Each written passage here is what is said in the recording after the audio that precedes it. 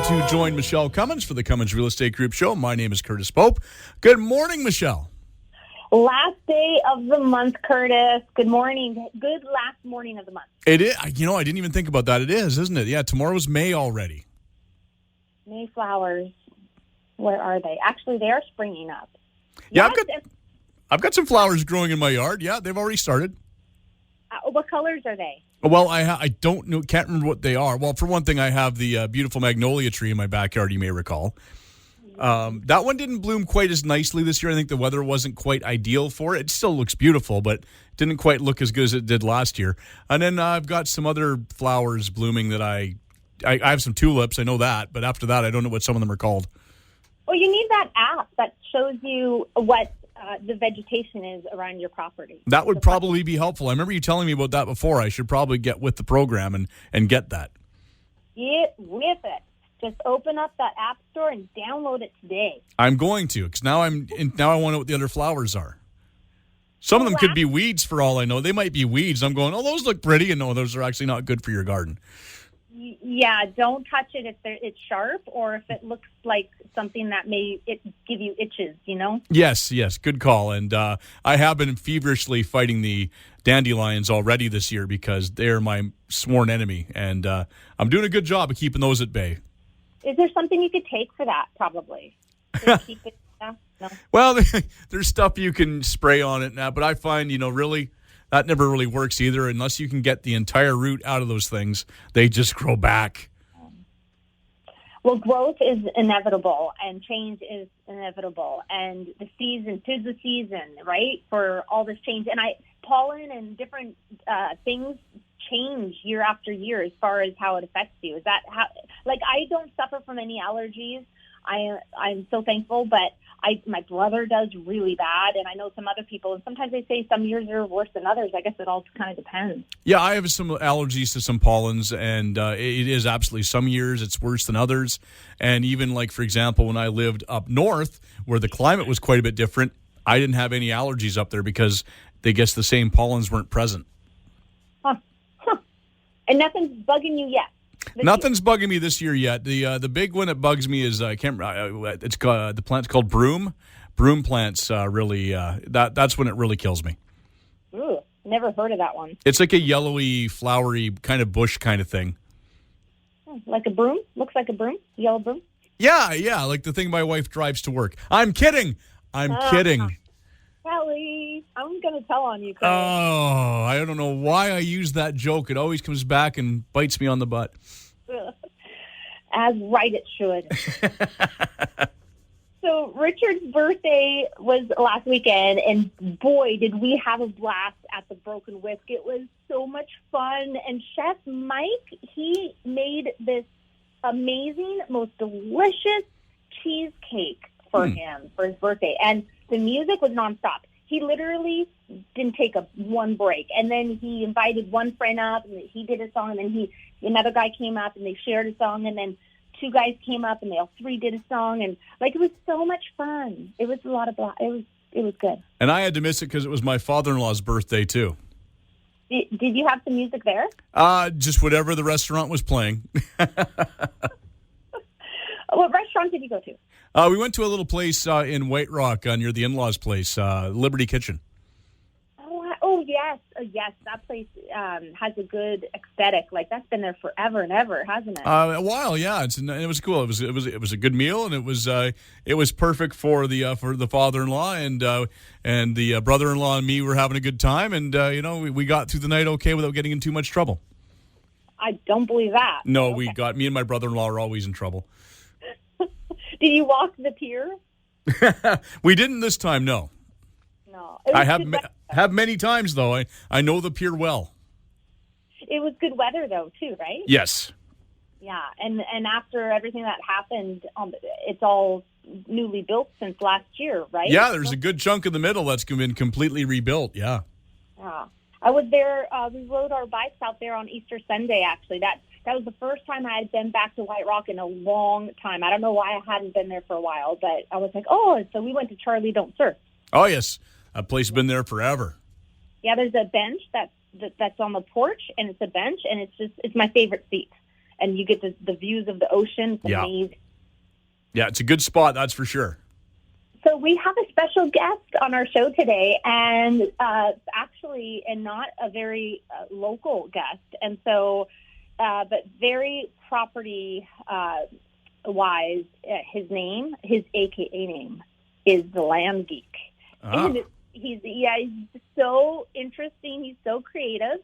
And he comes with a lot of knowledge, and as you know, with a real estate show, and myself, of course, 24/7 breathing real estate and loving it, and investor, and just he comes with some really neat ideas that I wanted to share with our listeners. And so his name is Mark Podolsky, and he, again, as I say, AKA the Land Geek, and so he's on the line. He's been patiently waiting to talk. But, you know, when I get talking, there's nobody talking through me. Sorry, Mark.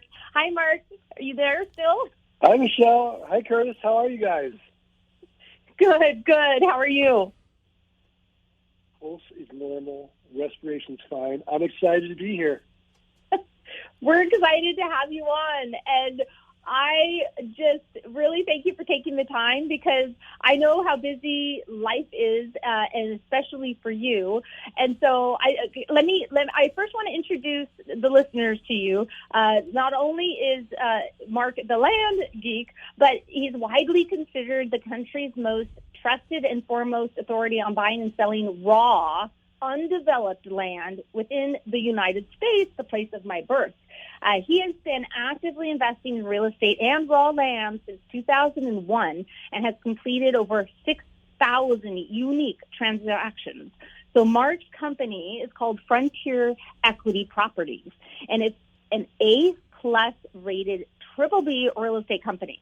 Mark has achieved this level of success largely due to his core business philosophy, which is happy customers guaranteed. Mark is the author of Dirt Rich, How One Ambitiously Lazy Geek Created Passive Income in Real Estate Without Renters, Renovations, and Rehabs, the 3 R's. Mark is the host of one of the top-rated podcasts in the investing category on iTunes, aptly titled The Art of Passive Income Model, which I subscribe to. He is also the host of the Land Geek podcast, Work Smart, Earn More, Learn How, and the Best Passive Income Model podcast. And you don't want to hear any more from me, so let's hear straight from Mark. Mark, what is your current focus, and how did you get in 2001 doing this? And share with us all your success, please. Yeah, so if we rewind the tape to 2000, I was a miserable, micromanaged, 45-minute commute to work and back investment banker, specializing in mergers and acquisitions with private equity groups. And guys, it got so bad for me, I wouldn't get the Sunday blues anticipating Monday coming around. I'd get the Friday blues anticipating the weekend going by really fast and having to be back at work on Monday. So my firm hires this guy, and he's telling me that as a side hustle, he's buying up raw land, pennies on the dollar. He's flipping them online, and he's making a 300% return on his investment. And I'm looking at companies all day long, and a great company, has 15% EBITDA margins or free cash flow. Great company. Average company, 10%. And I'm looking at companies all day long, less than 10%. So, of course, I don't believe them. So I got $3,000 saved up for car repairs. I go to New Mexico with him. I do exactly what he tells me to do. I buy 10 half-acre parcels at an average price of $300 each. I sell them online, and they all sell for an average price of $1,200 each. It worked, 300%. So I took all that money. I went to another auction where I live in Arizona. And again, this is 2000. There's no one in the room. And I'm buying up lots of acres for like nothing. And I sold all that property, and I made over $90,000 cash. So I go to my wife, and she's pregnant. I said, honey, I'm going to quit my job and become a full-time land investor. And she's like, absolutely not. So I said, okay. So it took me 18 months for the land investing income to exceed the investment banking income, and then I quit, and I've been doing it full-time ever since, and I absolutely love it. And history is history, and you haven't looked back. I have not looked back. I continue to do it, and it's what I would call the best passive income model. So how about, and your wife? Because she was like, absolutely not. So what's her take on it now? Well, we're separated now. So her take is, she loves that I'm doing it because now she's getting, half the net worth and is very happy. Oh, I'm sure. No, it's all good. It's all good. Oh, good. Life is funny that way. Yeah. So okay. Yeah, but at the time she was a little nervous, and but then once I said to her, hey, look, what's the worst case scenario here? We own raw land. We have an asset that can't be destroyed. There's nothing to be maintained. I'm not filling up the garage with a bunch of stuff. There's nothing to protect. And if I can't sell it, I can always barter. Maybe I'll get free haircuts for a year, free dentistry. And so that's what really kind of won her over. Oh my gosh. Okay, so I know we have to go on break soon, but when we get back, I have to find out how many properties you currently own, as well as do you buy anywhere, everywhere in the U.S. and other areas such as maybe Canada and our area, Great North, and some other great property, your best deal that you've done. So I don't know if you want to hold on to those questions or think of the answers when we get back. No worries, I got it. All right, so I like that. We're giving people a warning now. We're giving them their questions in advance. I like that, Michele. Yeah, element of surprise, that was so yesterday. All right, well, no surprise here. We're going to take a real quick break, and we're going to come right back with more right after this.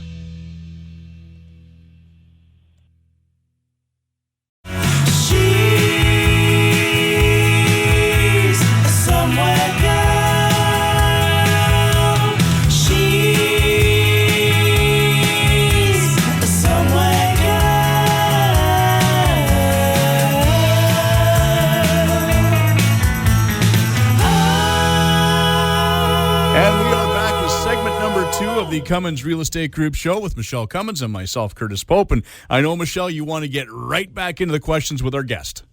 I do. Thank you. Okay, so how many properties do you currently have, Mark? Not including your primary. So I probably own currently over 200 to 300 properties at any one time that we're constantly buying and selling. We're trying to do a deal a day. So we're trying to buy a deal a day and sell a deal a day. Okay, how many people do you have working with you? Because that would take an army. That's a lot to handle and to manage. So we have a team in the Philippines, and we have a team in Jamaica, and we have a couple U.S.-based people running the show.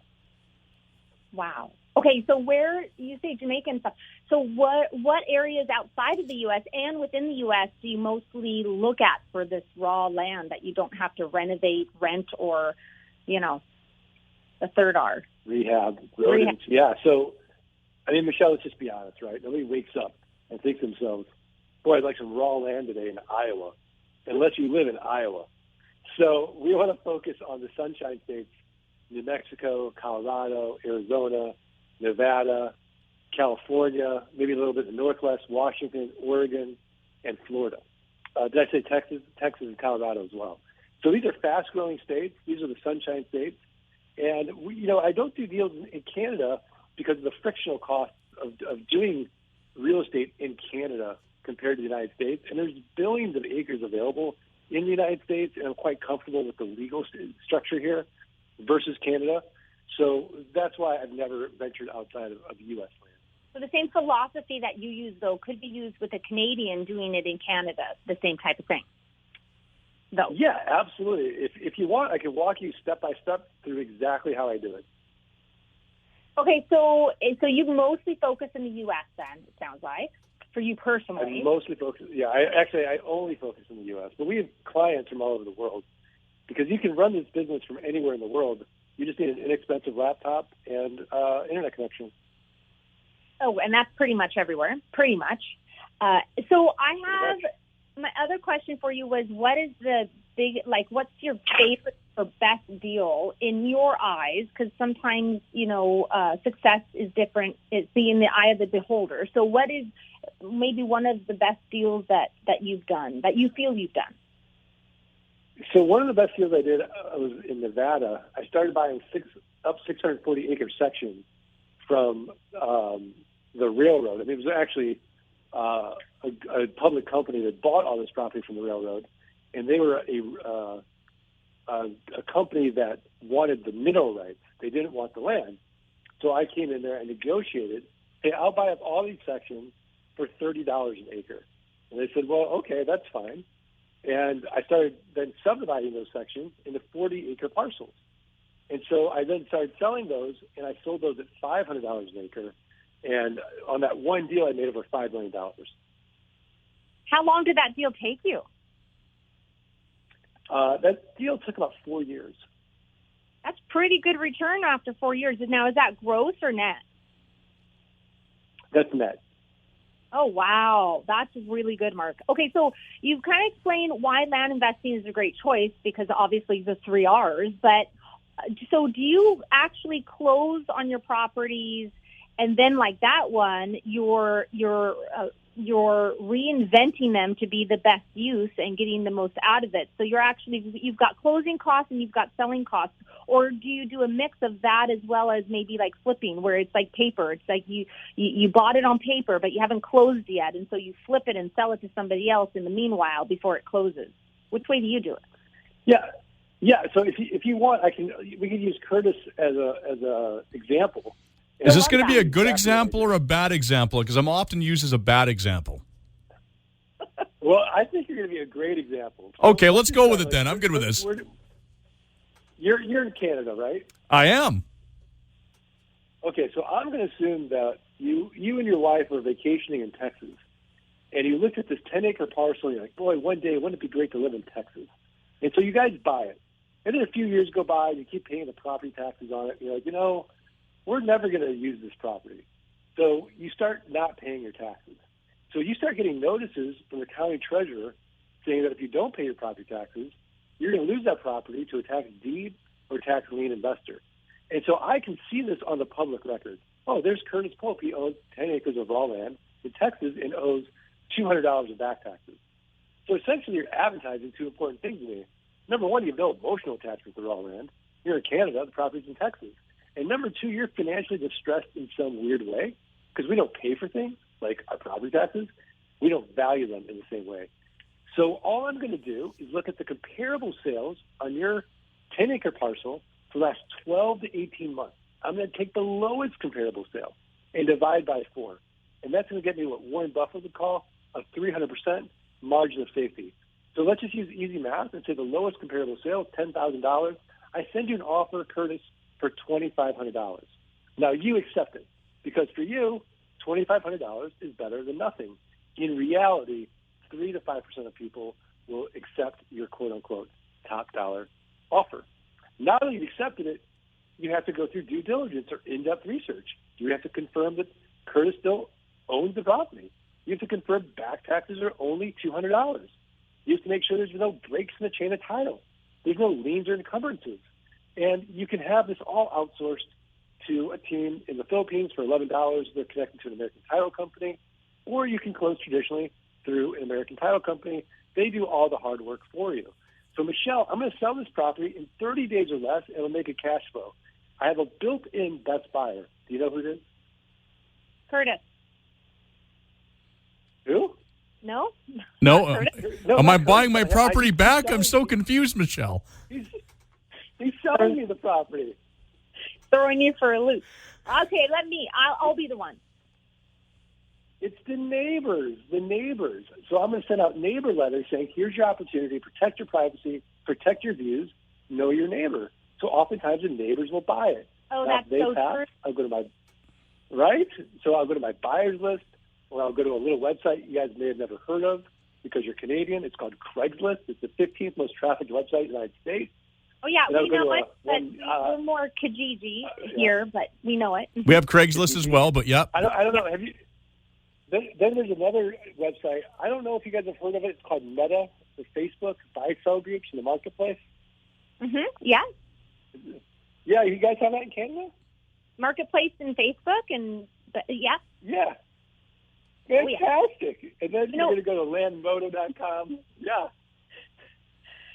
So, okay, so that I can see that could be very profitable, and there's a lot of opportunities here. Is that what you like? What about creating passive income by investing in raw land? Because that's passive. Michelle, so that's what I'm going to tell you. So now, the way that I'm going to sell it, I'm going to sell it in 30 days or less, and I'm going to make a cash flow. So what I'm going to do is all I'm going to ask for on my pricing is a $2,500 down payment, and then I'll make it a car payment. Let's say $297 a month for the next 84 months. So it's a one-time sale. I get my money out on the down payment, or I could go 6 to 10 months out, and then I'm getting $297 a month for the next 84 months. Michelle, no renters, no rehabs, no renovations, no rodents. And because I'm not dealing with a tenant, I'm exempt from Dodd-Frank, RESPA, and the SAFE Act, all this owner's real estate legislation in the United States. So it's a simple game. Can I create enough land notes where my passive income exceeds my fixed expenses, and then I'm like Curtis, working because I want to, not because I have to. Nice. Curtis, you want to start doing that? I do, but I'm still, I'm not as quick as you, so I'm still 3 or 4 steps behind in this process from what you were talking about, but I'll get there eventually. It sounds amazing. Okay, share with us, Mark, how to invest in real estate with no money down. Well, you need to have some money. You need to have money to send out a mailer. I thought there was so I have clients who start with what's that? I thought there was that crystal ball. You just wish for it and it's there. No, so it does take a little bit of skin in the game then, you're saying. Yeah, I started with $3,000. I have clients that start with $500, but you need to have some money. And a lot of people think that the it's like the get quick, rich quick, right? It's, no money down. You do hear that a lot. I always say, it takes your first, down payment of 5%. Up here in Canada, 5%, right, is the minimum down payment. And not for raw land. That's different for up here. But if you're going to loan on something, 5% down, the prices of things up here are different. But raw land, that's why there's a lot of aspects here. And I know we don't have time to go into all the fine details because there's taxes to think of. There's capital gains tax if you're going to sell it quickly. There's the GST on raw land, and then but if you just go do the paperwork, and there's a lot of aspects here. If you close on it or don't close on it before you flip it or sign it. So what else can you share with us quickly? Because I think our time is about to end, and this just went by way too fast. Yeah, I mean, I would say that if you're interested in acquiring U.S. land, I do think that this is the best passive income model because of the simplicity of it. But I would warn people, there's nothing easy about it. So just because it's simple doesn't mean it's easy. And you certainly want to get educated on the process so that you can do it. But I can tell you, just a quick story, a client, Roberto Chavez, full-time attorney in El Paso, Texas, and working in a corporate law firm, 50 hours a week. In his first year of land investing, he brought his passive income to over $10,000 a month and went from 5 days a week down to 3 days a week, helping his dad on his ranch. His second year in land investing, he brought his passive income up to over $25,000 a month. And then his third year, he quit his job, and him and his fiancée, Maria, are now traveling around the world. He's working on his land business part-time.